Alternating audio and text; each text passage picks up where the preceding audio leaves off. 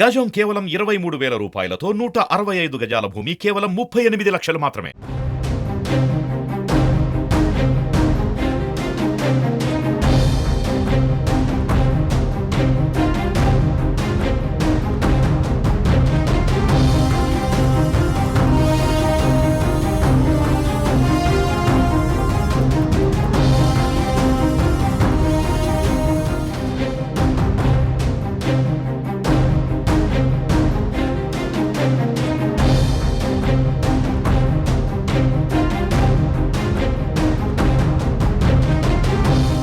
TDP అధినేత చంద్రబాబు నాయుడు శనివారం CID కార్యాలయానికి వెళ్లనున్నారు.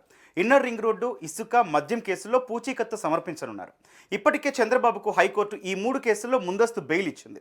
వారం రోజుల్లో దర్యాప్తు అధికారి ఎదుట హాజరై పూచీకత్తు సమర్పించాలని న్యాయస్థానం ఆదేశించడంతో శనివారం చంద్రబాబు సిఐడి కార్యాలయానికి వెళ్లనున్నారు.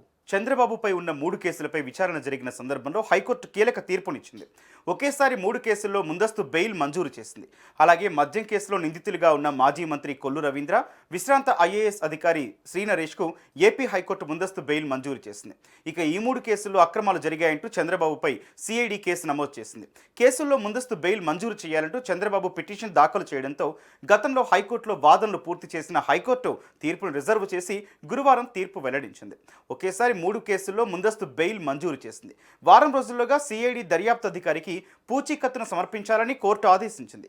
కోర్టు ఆదేశాల మేరకు చంద్రబాబు శనివారం పూచీకత్తును సమర్పించనున్నారు. మరోవైపు స్కిల్ డెవలప్మెంట్ కేసుకు సంబంధించి చంద్రబాబు దాఖలు చేసిన క్వాష్ పిటిషన్ సుప్రీంకోర్టులో పెండింగ్లో ఉంది.